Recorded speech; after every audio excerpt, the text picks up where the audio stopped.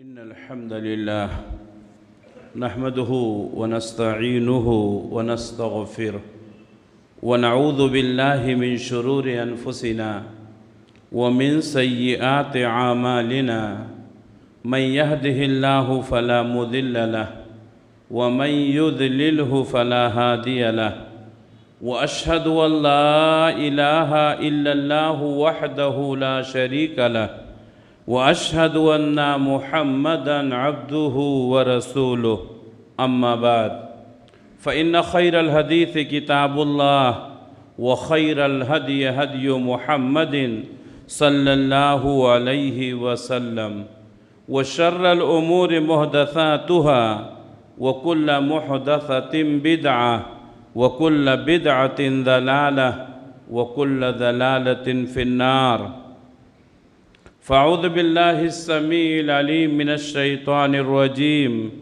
بسم الله الرحمن الرحيم قاف والقرآن المجيد بل عجبوا أن جاءهم منذر منهم فقال الكافرون هذا شيء عجيب أإذا متنا وكنا ترابا ذلك رجع بعيد قد علمنا ما تنقص الأرض منهم وعندنا كتاب حفيظ بل كذبوا بالحق لما جاءهم فهم في أمر مريج يا أيها الذين آمنوا اتقوا الله حق تقاته ولا تموتن إلا وأنتم مسلمون يا أيها الناس اتقوا ربكم الذي خلقكم من نفس واحدة وخلق منها زوجها وبث منهما رجالا كثيرا ونساء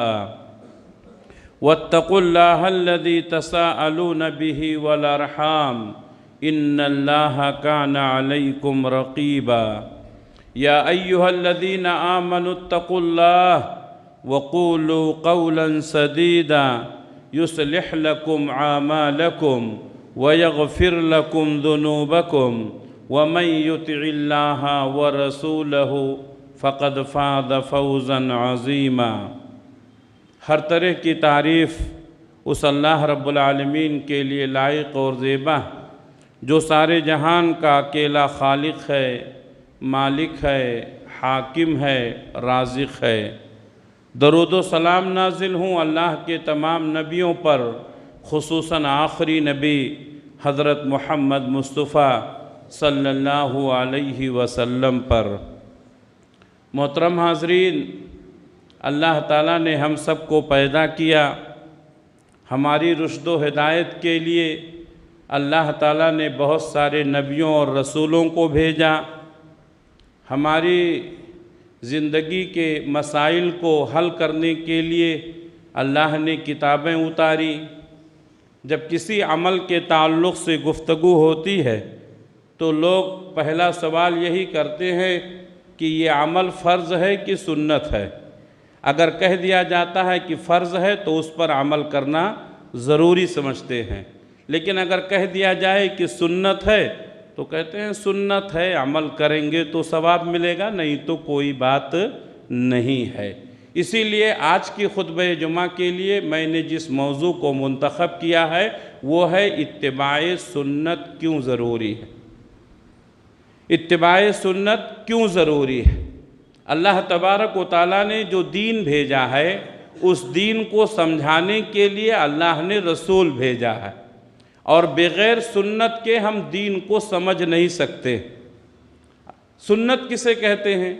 اللہ کے نبی صلی اللہ علیہ وسلم کا طور و طریقہ، آپ صلی اللہ علیہ وسلم کا عمل، اس کو سنت کہتے ہیں۔ ایک مثال دے کر کے میں سمجھاؤں، اللہ تعالیٰ نے قرآن مجید میں بار بار حکم دیا ہے نماز قائم کرو، نماز پڑھو۔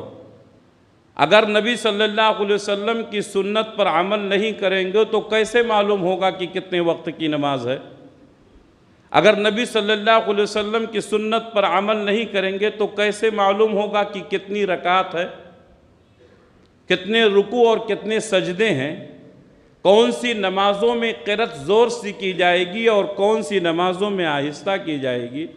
معلوم یہ ہوا کہ دین کو سمجھنے کے لیے سنت ضروری ہے۔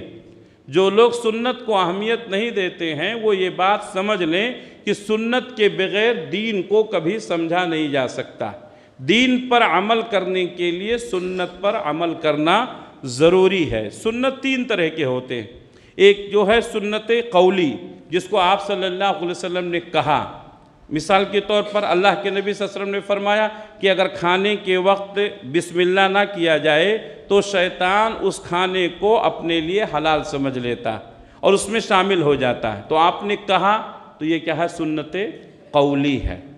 اور جو آپ نے کر کے دکھایا اس کو سنت فعلی کہتے ہیں یا سنت عملی کہتے ہیں۔ جیسے صحابہ کہتے ہیں کہ اللہ کے نبی صلی اللہ علیہ وسلم جب نماز کا وقت ہوتا تھا تو ہماری صفوں کو درست کرتے تھے، بالکل سیدھی کرواتے تھے۔ اس کے بعد جب صفیں درست ہو جاتی تھیں تب اس کے بعد آپ تکبیر کہتے تھے۔ یہ تو کیا ہے؟ یہ سنت عملی ہے یا سنت فعلی ہے۔ اسی طریقے سے ایک سنت وہ ہے جس کو سنت تقریری کہتے ہیں۔ آپ صلی اللہ علیہ وسلم کے سامنے صحابہ نے کوئی کام کیا اور آپ نے اس پر ٹوکا نہیں، وہ بھی سنت ہے۔ فجر کی نماز کے بعد اللہ کے نبی صلی اللہ علیہ وسلم اپنے مصلی پر بیٹھے ہوئے تھے۔ ایک صحابی نے 2 رکعت نماز کے بعد سنت پڑھی۔ اللہ کے نبی صلی اللہ علیہ وسلم نے سنت پڑھنے کے بعد ان کو بلایا اور کہا کہ فجر کی نماز تو ہو چکی ہے، آپ نے پھر 2 رکعت کیا پڑھی؟ تو کہا اللہ کے رسول فجر سے پہلے کی جو 2 رکعت سنت ہے وہ میں نہیں پڑھ سکا تھا۔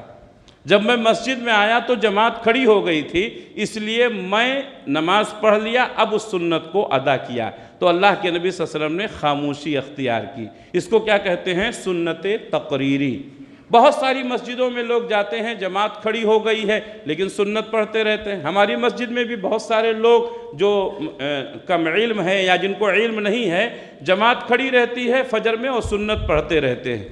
تو اللہ کے نبی صلی اللہ علیہ وسلم کی اس حدیث سے جو سنت تقریری ہے، آپ کو معلوم ہونا چاہیے کہ اگر اس وقت آپ مسجد میں آئے ہیں جب جماعت کھڑی ہو چکی ہے تو آپ جماعت میں شامل ہو جائیں اور بعد میں 2 رکعت سنت پڑھ لیں، یہ بھی سنت ہے۔ تو یہ 3 طرح کی سنتیں ہیں۔ سنت کو عمل کرنا، سنت پر پابندی کرنا یہ ضروری ہے۔ اس کے بغیر آپ نہ دین پر عمل کر سکتے ہیں اور نہ نبی کریم صلی اللہ علیہ وسلم کا صحیح طریقہ سمجھ سکتے ہیں۔ اسی لیے اللہ تبارک و تعالیٰ نے قرآن مجید میں بار بار نبی صلی اللہ علیہ وسلم کی اطاعت کا، نبی کی فرما برداری کا، نبی کی سنت پر عمل کرنے کا حکم دیا ہے۔ احادیث میں بھی اللہ کے نبی صلی اللہ علیہ وسلم نے بہت زیادہ اس کی تاکید فرمائی ہے۔ چنانچہ اللہ تبارک و تعالیٰ نے ایک مقام پر فرمایا وَمَا أَرْسَلْنَا مِن قَبْلِ وَمَا أَرْسَلْنَا مِن رَسُولٍ إِلَّا لِيُطَاعَ بِإِذْنِ اللَّهِ۔ سورہ نساء کی آیت ہے۔ اللہ تعالیٰ نے فرمایا ہم نے جو بھی رسول بھیجا ہے اس کا مقصد کیا تھا؟ اللہ کے حکم سے اس رسول کی اطاعت کی جائے۔ اگر رسول کی اطاعت نہیں کریں گے، سنت پر عمل نہیں کریں گے تو دین پر عمل نہیں ہو سکتا۔ سنت پر عمل کرنے سے، رسول کی اطاعت کرنے سے امت بنتی ہے۔ اسی لیے ہم نے ہماری جماعت کو، ہمارے اسلاف نے ہماری جماعت کو یہی بتلایا کہ جب کوئی بھی عمل کی بات ہوتی ہے تو ہمارا بچہ بھی پوچھتا ہے حدیث میں ہے کیا، قرآن میں ہے کیا؟ یہی ہے سنت کی اہمیت۔ اپنے بچوں کو سکھلایا جائے کہ کسی بھی دین کے کسی بھی معاملے پر عمل کرنے کے لیے اس کو قرآن اور حدیث سے ثابت ہونا ضروری ہے۔ تو نبی کی سنت پر عمل کرنے سے کیا بنتی ہے؟ امت بنتی ہے۔ سنت کو چھوڑ کر کے کسی امام کی تقلید کرنے سے کیا بنتی ہے؟ جماعت بنتی ہے، فرقہ بنتا ہے۔ اور قرآن مجید میں اللہ تبارک و تعالیٰ نے امت بننے کا حکم دیا ہے، فرقہ، جماعتیں، ان تمام چیزوں سے منع کیا۔ وَاعْتَصِمُوا بِحَبْلِ اللَّهِ جَمِيعًا وَلَا تَفَرَّقُوا۔ سب لوگ اللہ کی رسی کو مل کر کے مضبوطی کے ساتھ پکڑ لو اور آپس میں فرقہ میں مت بٹو۔ تو امام کی تقلید سے فرقہ بنتا ہے، ایک حنفی ہے، ایک شافعی ہے، ایک مالکی ہے، ایک حنبلی ہے، پھر ان کے درمیان کئی شاخیں ہیں۔ یہ کیوں بنی؟ اماموں کی تقلید کی وجہ سے۔ اگر سب لوگوں نے نبی کی سنت پر عمل کیا ہوتا تو آج سب کے سب محمدی ہوتے، آج کوئی حنفی نہیں ہوتا، آج کوئی شافعی نہیں ہوتا، کوئی مالکی اور حنبلی نہیں ہوتا۔ معلوم یہ ہوا کہ شیطان نے لوگوں کو گمراہ کیا، نبی کی اطاعت سے ہٹا کر کے اماموں کی تقلید میں ان کو مبتلا کر دیا اور جماعت کے ٹکڑے ٹکڑے ہو گئے۔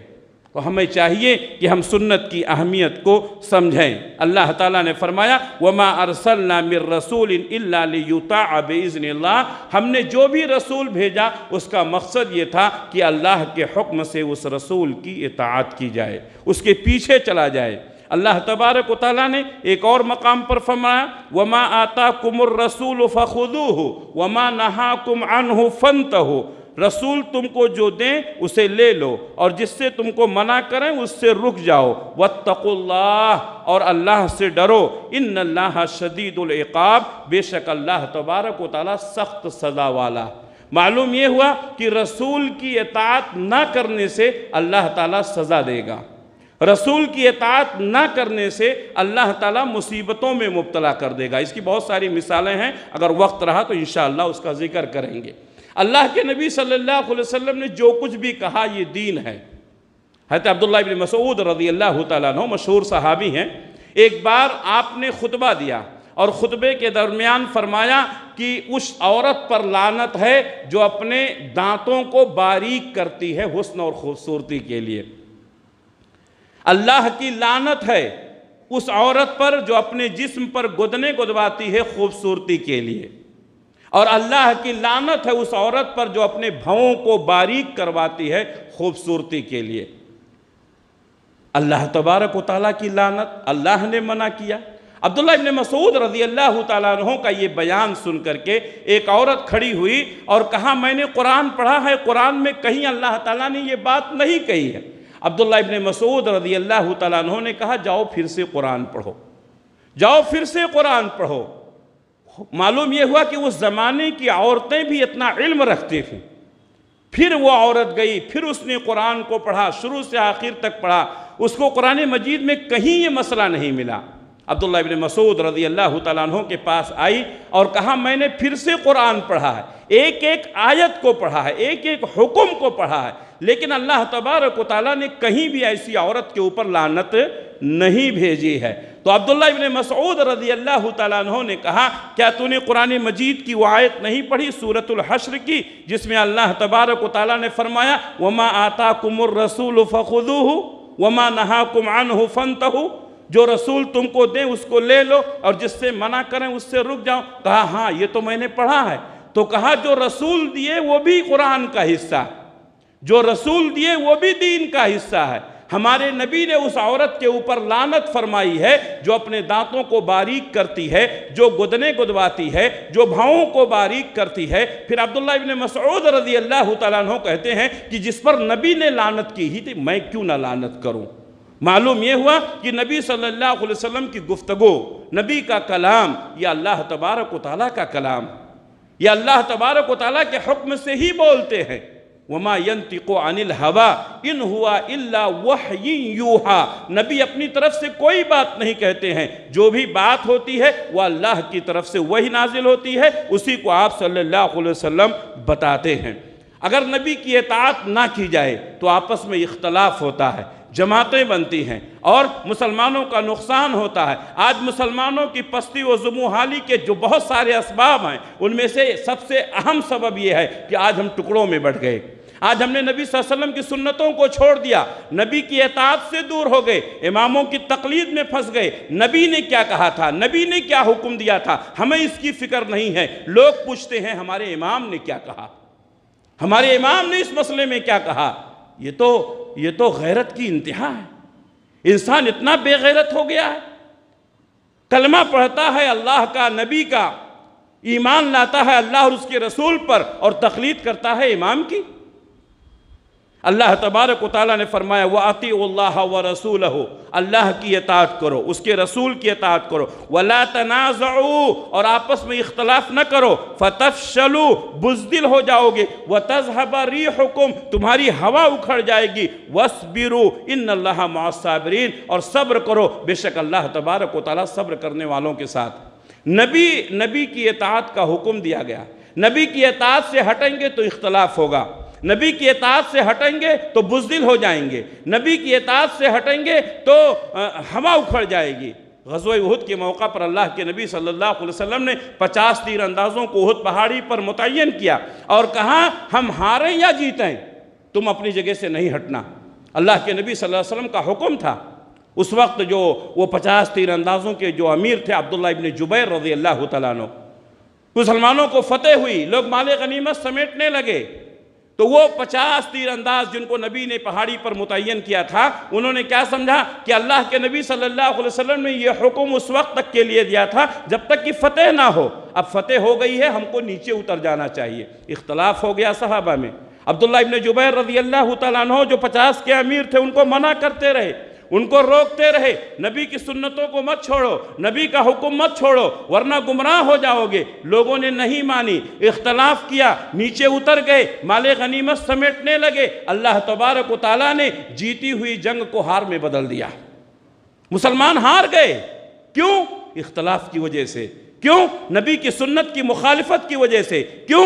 نبی صلی اللہ علیہ وسلم کے حکم کو ٹھکرانے کی وجہ سے 70 مسلمان شہید ہو گئے، 70 مسلمان شہید ہو گئے۔ اور اللہ تبارک و تعالیٰ نے اس کی وضاحت فرمائی کہ تمہارے اختلاف کی وجہ سے اللہ تعالیٰ نے تمہاری جیت کو تمہارے ہار میں بدل دیا۔ میرے بھائیوں، نبی کی اتباع کرو، نبی کی اتباع کرو۔ نبی کی اتباع سے انسان دنیا میں بھی عزت کماتا ہے اور آخرت میں بھی عزت کماتا ہے۔ اللہ کے نبی بہت ساری آیتیں ہیں لیکن میں انہی آیتوں پر اکتفا کرتا ہوں۔ اللہ کے نبی صلی اللہ علیہ وسلم نے بھی متعدد احادیث میں یہی حکم دیا ہے کہ اللہ کی اور اس کے رسول کی اطاعت کی جائے۔ پیارے نبی صلی اللہ علیہ وسلم فرماتے ہیں، ابو ہریرہ رضی اللہ تعالیٰ عنہ حدیث کے راوی ہیں، صحیح بخاری کی حدیث ہے، کل امتی یدخلون الجنۃ، میری امت کا ہر آدمی جنت میں جائے گا، الا من ابا، سوائے اس شخص کے جس نے انکار کر دیا۔ ہمارے نبی نے کیا فرمایا؟ میری امت کا ہر آدمی جنت میں جائے گا، الا من ابا، سوائے اس شخص کے جس نے انکار کر دیا۔ قیلا ومن یابا یا رسول اللہ، صحابہ نے کہا اللہ کے رسول کون، آپ جنت میں جانے سے کون انکار کرے گا؟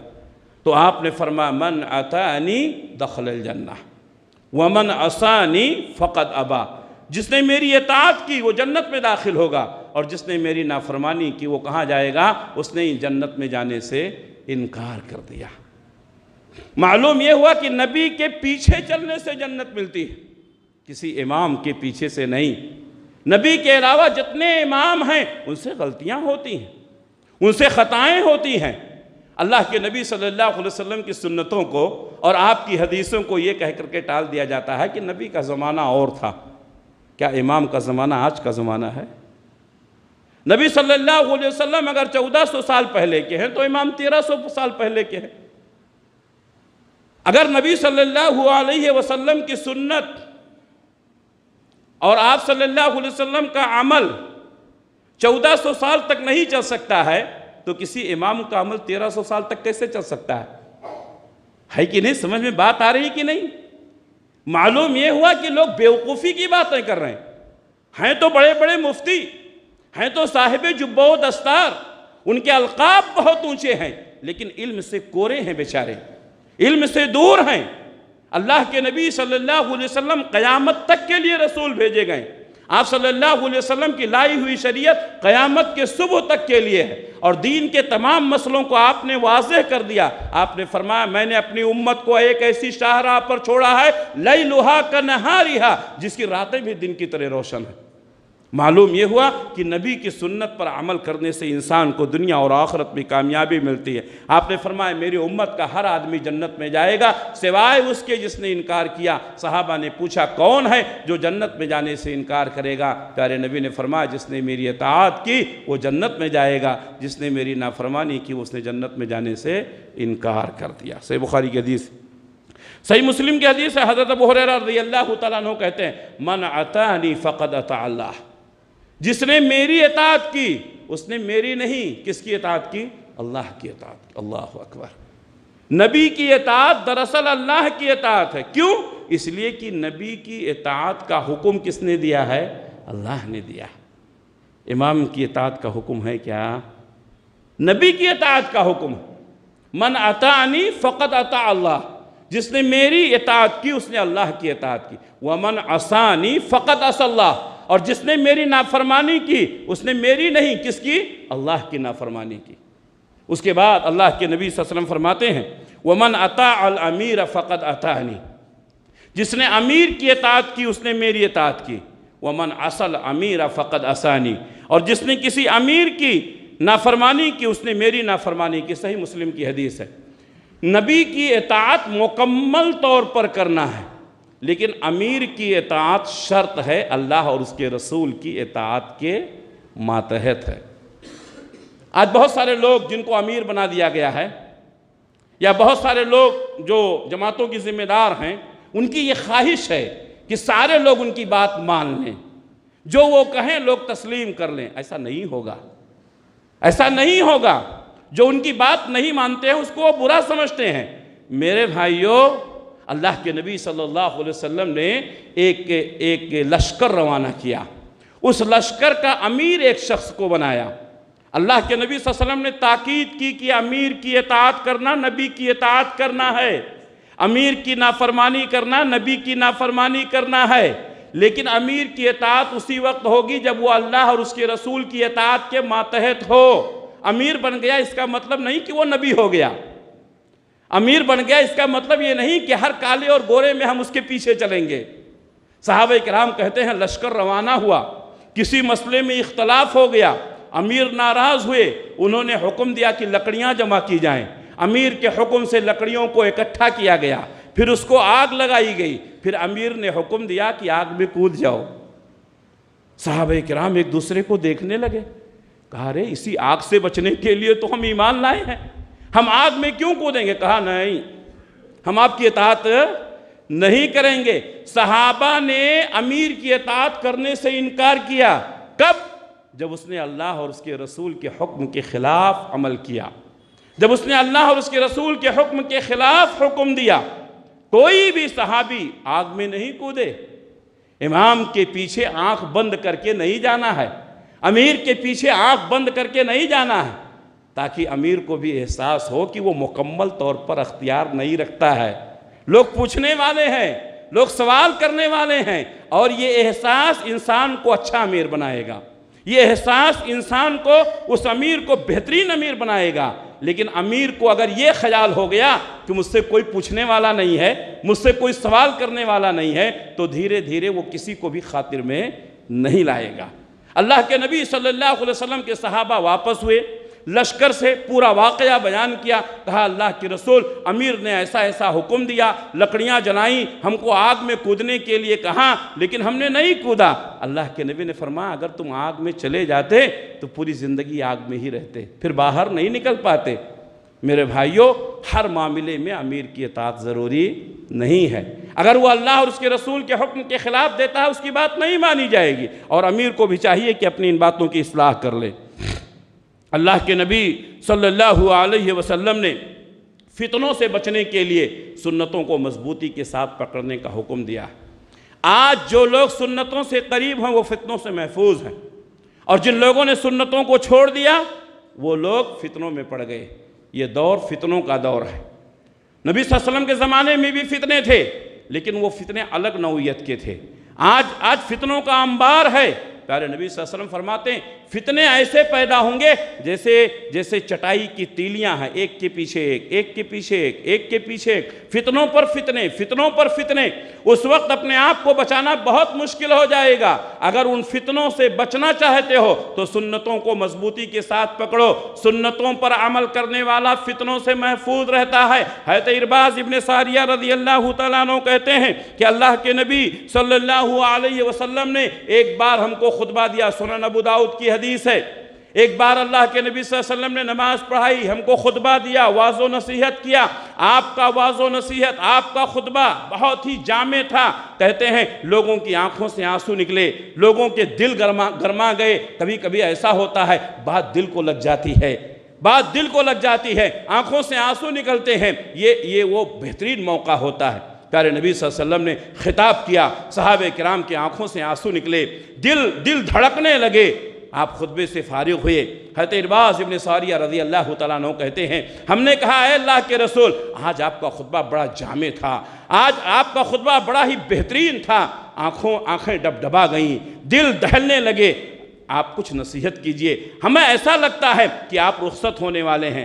آپ نے فرمایا علیکم بالسمع والطاعہ، تمہارے لیے ضروری ہے کہ سماع اور طاعت کا مظاہرہ کرو، اور آپ نے فرمایا تمہیں اے لوگو اللہ سے ڈرو، اللہ سے ڈرو۔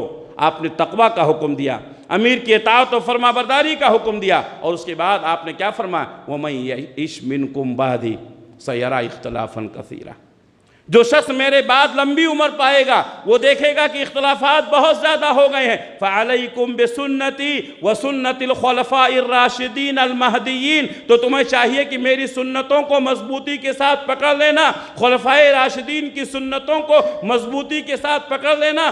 معلوم یہ ہوا کہ فتنوں سے بچنے کے لیے نبی کی سنتوں کا سہارا لینا چاہیے، اور جو آدمی جتنا زیادہ نبی کی سنتوں سے قریب ہوتا ہے اتنا ہی زیادہ وہ فتنوں سے محفوظ رہتا ہے، اور جو سنتوں سے دور ہوتا ہے وہ فتنوں میں مبتلا ہوتا ہے۔ اس لیے ہمیں چاہیے کہ سختی کے ساتھ سنتوں پر عمل کریں، کسی بھی سنت کو معمولی نہ سمجھیں۔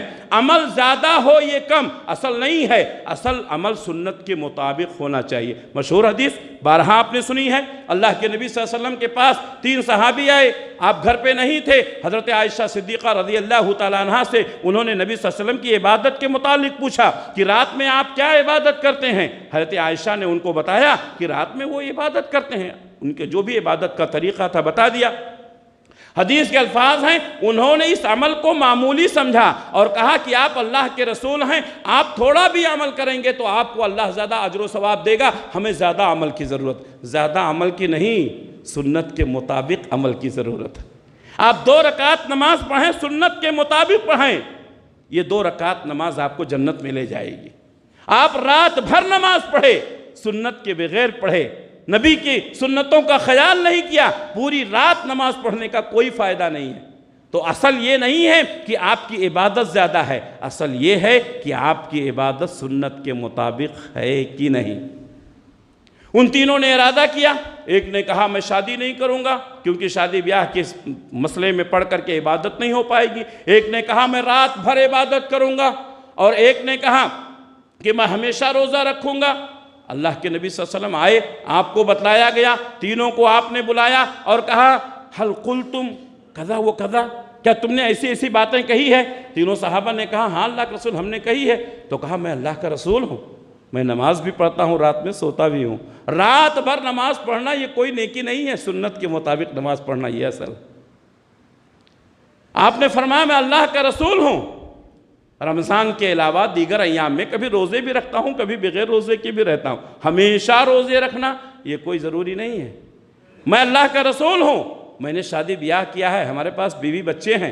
اسی وقت آپ نے فرمایا تھا فمن رغب عن سنتی فلیس منی، جو میری سنت سے اعراض کرے وہ مجھ میں سے نہیں ہے۔ معلوم یہ ہوا کہ عمل زیادہ ہونا، بہت سارے لوگ کہتے ہیں نہیں وہ لوگ بہت عبادت کرتے ہیں، وہ بہت عبادت کی ضرورت نہیں ہے، سنت کے مطابق عبادت ہونی چاہیے، مختصر ہو لیکن سنت کے مطابق۔ ہمیں کوشش یہ کرنی چاہیے ہمارا ہر عمل سنت کے مطابق ہو۔ اللہ کے نبی صلی اللہ علیہ وسلم کی سنت معلوم ہو گئی، آپ کا طریقہ معلوم ہو گیا، اس کے باوجود بھی ہم نبی کی سنت پر عمل نہیں کرتے، اس کے باوجود ہم اماموں کی تقلید کرتے ہیں۔ ہمیں معلوم ہے کہ نبی نے نماز ایسی پڑھی ہے، پھر بھی ہم اماموں کے کہنے پر کرتے ہیں، تو ایسے لوگوں کے لیے گمراہی ہے۔ اللہ تعالیٰ نے فرمایا وَمَن يُشَاقِقِ الرَّسُولَ مِن بَعْدِ مَا تَبَيَّنَ لَهُ الْهُدَىٰ وَيَتَّبِعْ غَيْرَ سَبِيلِ الْمُؤْمِنِينَ نُوَلِّهِ مَا تَوَلَّىٰ وَنُصْلِهِ جَهَنَّمَ وَسَاءَتْ مَصِيرًا، جو رسول کی مخالفت کرے، جو رسول کی مخالفت کرے حق واضح ہونے کے باوجود، وَيَتَّبِعْ غَيْرَ سَبِيلِ الْمُؤْمِنِينَ، صحابہ کے طریقے سے ہٹ کر کے کوئی عمل کرے، نُوَلِّهِ مَا تَوَلَّىٰ، تو جس طرف جائے گا ہم اس کو جانے دیں گے، وَنُصْلِهِ جَهَنَّمَ وَسَاءَتْ مَصِيرًا، اور ہم اس کو جہنم میں ڈال دیں گے۔ معلوم یہ ہوا کہ صحابہ کے طریقے سے ہٹنا، نبی کی سنتوں کو چھوڑنا یہ جہنم کا راستہ ہے۔ توبہ کر لو میرے بھائیو، توبہ کر لو۔ ہم جانتے ہیں ہماری مسجد میں ایک بڑی تعداد مقلدین کی ہے، توبہ کرو اللہ کے سامنے، نبی کی سنتوں کو اپناؤ، نبی کی سنتوں کا راستہ یہ جنت کا راستہ ہے۔ تقلید کا راستہ، نبی کی سنتوں کو ٹھکرانا، یہ جہنم کا راستہ ہے۔ نُوَلِّهِ مَا تَوَلَّى وَنُصْلِهِ جَهَنَّمَ وَسَاءَتْ مَصِيرًا، اللہ تعالیٰ نے فرمایا ہم اس کو ادھر ہی ڈھکیل دیں گے جدھر وہ جا رہا ہے، اور ہم اس کو جہنم میں داخل کر دیں گے، وَسَاءَتْ مَصِيرًا، اور وہ بری جگہ ہے۔ یہ تو مرنے کے بعد، دنیا میں بھی نبی کی سنتوں کا مخالفت کرنے والا، نبی کی سنتوں کو ٹھکرانے والا دنیا میں بھی عذاب میں مبتلا ہو سکتا ہے۔ اللہ تبارک و تعالیٰ نے ایسے لوگوں کو مثال قائم کی، لوگوں عبرت حاصل کرو، نصیحت حاصل کرو۔ صحیح مسلم کی حدیث ہے، حضرت سلمہ بن اکوع رضی اللہ تعالیٰ عنہ کہتے ہیں کہ اللہ کے نبی صلی اللہ علیہ وسلم کے پاس ایک آدمی، ایک نوجوان کھانا کھا رہا تھا۔ کھانا کون سے ہاتھ سے ہے؟ داہنے ہاتھ سے، لیکن وہ شخص کون سے ہاتھ سے کھا رہا تھا؟ بائیں ہاتھ سے کھا رہا۔ اللہ کے نبی نے فرمایا کل بیمینک، داہنے ہاتھ سے کھاؤ، لیکن اس نے اللہ کے نبی کی بات نہیں مانی۔ معمولی سنت داہنے ہاتھ سے کھانا، اس نے نبی کی سنت کو نہیں مانا۔ کیا کہا؟ اللہ استطیع، میں طاقت نہیں رکھتا ہوں۔ اللہ کے نبی صلی اللہ علیہ وسلم نے فرمایا تو رکھے گا بھی نہیں۔ حدیث کے الفاظ میں مَا مَنَعَهُ إِلَّا الْكِبْرُ، اس نے تکبر کی بنیاد پر یہ بات کہی تھی۔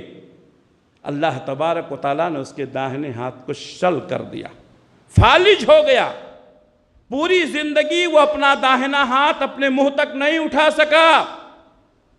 میرے بھائیوں، سنتوں کی اہمیت کو سمجھو، سنتوں کی اہمیت کو سمجھو۔ ہمارے گھروں میں بہت سارے بچے ایسے ہیں جو بائیں ہاتھ سے کھاتے ہیں، بائیں ہاتھ سے پیتے ہیں۔ بائیں ہاتھ سے کھانا پینا یہ شیطان کا کام۔ اللہ کے نبی صلی اللہ علیہ وسلم نے داہنے ہاتھ سے کھانے کا حکم دیا، داہنے ہاتھ سے پینے کا حکم دیا۔ ہم اس سنت کو معمولی سمجھتے ہیں، اس سنت کو معمولی سمجھنے والے کو اللہ تعالیٰ نے اس کے ہاتھ کو شل کر دیا، وہ اپنے ہاتھ کو منہ تک نہیں اٹھا سکا۔ کہیں ہمارے اوپر بھی اللہ کا عذاب نہ آ جائے۔ دعوتوں میں آپ بھی رہتے ہیں، ہم بھی رہتے ہیں، کبھی کبھی دیکھتے ہیں آدمی کھانا کھاتا رہتا ہے، بائیں ہاتھ سے پانی اٹھایا اور پی رہا ہے۔ میں تو اکثر جو ہمارے سامنے رہتے ہیں میں ٹوک دیتا ہوں، آپ بھی ٹوکیں، کیونکہ ہم اپنے لیے نہیں کر رہے ہیں، نبی کی سنت کو زندہ کرنے کے لیے کر رہے ہیں۔ کیا کہتے ہیں؟ ہاتھ میں کھانا لگا تھا، آپ جس باٹل سے پانی پی رہے ہیں، پینے کے بعد اس کو کہاں ڈالا جائے گا؟ کچرے میں۔ ایک ایسی بوتل پانی کا جس کو ابھی تھوڑی دیر کے بعد کچرے میں ڈال دیا جائے گا، اس بوتل کو گندا نہ کریں کر کے آپ نبی کی سنتوں کو چھوڑ رہے ہیں۔ ذرا غور کرو میرے بھائیوں، غور کرو، ایک چھوٹی سی سنت چھوڑنے کی وجہ سے کیا ہوا؟ اللہ نے اس کے ہاتھ کو شل کر دیا۔ کہیں ایسا نہ ہو اللہ تعالی ہمارے ہاتھوں کو بھی ناکام کر دے۔ میرے بھائیوں، سنتوں پر عمل کرو، بدعتوں سے بچاؤ اپنے آپ کو، سنتوں کی اہمیت کو سمجھو۔ اللہ کے نبی صلی اللہ علیہ وسلم نے جو بھی کہا ہے، آپ نے جو بھی کیا ہے، کسی بھی سنت کو معمولی نہ سمجھو۔ چھوٹی چھوٹی سنتیں آپ کو بڑا بنا دیں گی، چھوٹی چھوٹی سنتوں پر عمل کرنا آپ کو نیک بنا دے گا، اور جتنا زیادہ آپ سنتوں سے قریب رہیں گے اتنا ہی زیادہ آپ فتنوں سے محفوظ رہیں گے۔ اللہ کے نبی صلی اللہ علیہ وسلم نے اسی لیے سنتوں کو اپنانے کا حکم دیا۔ سنتوں کو مضبوطی سے پکڑنے والا کبھی گمراہ نہیں ہوتا ہے۔ الحمدللہ ثم الحمدللہ، یہ بات ہم فخر کے ساتھ کہہ سکتے ہیں کہ جماعت اہل حدیث ایک ایسی جماعت ہے جس نے ہمیشہ سنتوں کو زندہ کیا۔ ہم نے کبھی کسی امام کی تقلید نہیں کی، ہم نے ائمہ کا احترام کیا ہے۔ لوگ ہمارے اوپر الزام لگاتے ہیں کہ یہ ائمہ کو نہیں مانتے ہیں، اللہ کی قسم یہ بات غلط ہے، غلط ہے یہ بات۔ ہم تمام ائمہ کا احترام کرتے ہیں، ہم تمام ائمہ کی عزت کرتے ہیں، ہم ان کی علمی کاوشوں کو سراہتے ہیں، لیکن ہم کسی امام کو نبی سے اونچا مقام نہیں دیتے ہیں، ہم کسی امام کی تقلید نہیں کرتے ہیں۔ میرے بھائیوں، اگر اس بنیاد پر ہمیں یہ الزام لگایا جاتا ہے کہ یہ لوگ امام کو نہیں مانتے، تو آپ تو نبی کو نہیں مانتے ہیں۔ بات صحیح ہے کہ نہیں؟ آپ نے امام کی بات کو لے کر کے نبی کی بات کو چھوڑ دیا، اور آپ کہتے ہیں ہم امام کو نہیں مانتے۔ آپ نے امام کی بات کو لے کر نبی کو چھوڑ دیا، تو ہم آپ کو کہہ سکتے ہیں کہ آپ نبی کو نہیں مانتے۔ بات صحیح ہے میرے بھائیوں، لیکن آپ کو گمراہ کیا گیا، آپ کو صحیح باتیں بتائی نہیں گئیں۔ دین کون لے کر کے آیا؟ دین ہمارے نبی لے کر کے آئے۔ نبی کی اطاعت کیجئے، نبی کے پیچھے چلیے، نبی کی پیروی کیجئے، نبی کی سنتوں پر عمل کیجئے۔ اللہ کے نبی صلی اللہ علیہ وسلم فرماتے ہیں ترکت فیکم امرین لن تضلوا ما تمسکتم بہما کتاب اللہ و سنتی، اے میری امت کے لوگوں تمہارے لیے میں دو چیزیں چھوڑ کر جا رہا ہوں، تم کبھی گمراہ نہیں ہوگے جب تک ان دونوں کو مضبوطی کے ساتھ پکڑے رہو گے، ایک اللہ کی کتاب ہے اور دوسری میری سنت ہے۔ الحمدللہ اہل حدیث کے دو ہی اصول، اطیعوا اللہ و اطیعوا الرسول۔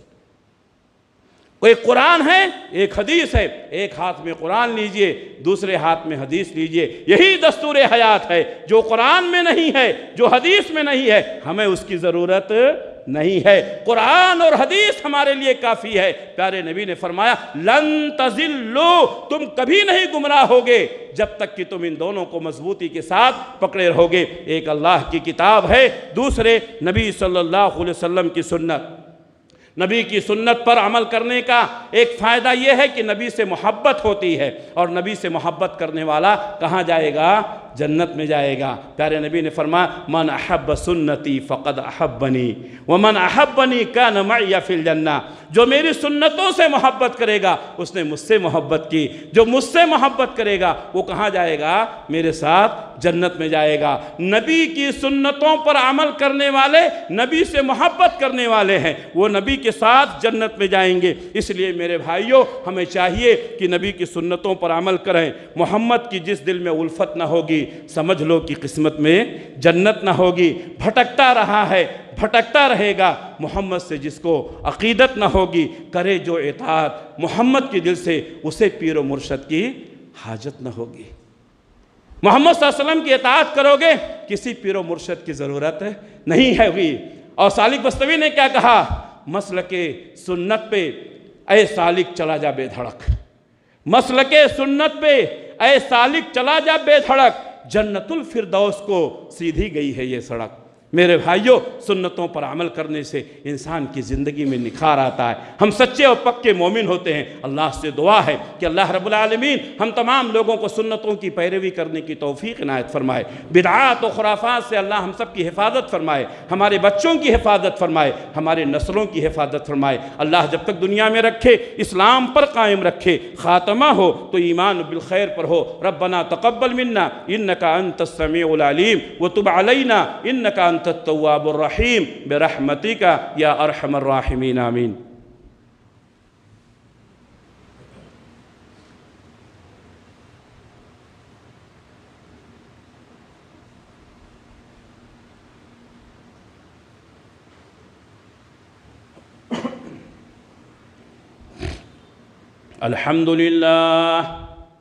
الحمد لله نحمده ونستعينه ونستغفره ونعوذ بالله من شرور أنفسنا ومن سيئات أعمالنا، من يهده الله فلا مضل له ومن يضلله فلا هادي له، وأشهد أن لا إله إلا الله وحده لا شريك له، وأشهد أن محمدًا عبده ورسوله، أما بعد فإن خير الحديث كتاب الله وخير الهدي هدي محمد صلى الله عليه وسلم، وشر الأمور محدثاتها وكل محدثة بدعة وكل بدعة ضلالة وكل ضلالة في النار۔ فأعوذ بالله السميع العليم من الشيطان الرجيم، بسم الله الرحمن الرحيم، إن الله وملائكته يصلون على النبي يا أيها الذين آمنوا صلوا عليه وسلموا تسليما، اللهم صل على محمد وعلى آل محمد كما صليت على إبراهيم وعلى آل إبراهيم إنك حميد مجيد، اللهم بارك على محمد وعلى آل محمد كما باركت على إبراهيم وعلى آل إبراهيم إنك حميد مجيد، اللهم انصر من نصر دين محمد صلى الله عليه وسلم واجعلنا منهم، واخذل من خذل دين محمد صلى الله عليه وسلم ولا تجعلنا منهم۔ عباد الله رحمكم الله، إن الله يأمر بالعدل والإحسان وإيتاء ذي القربى وينهى عن الفحشاء والمنكر والبغي يعظكم لعلكم تذكرون، اذكروا الله يذكركم وادعوه يستجب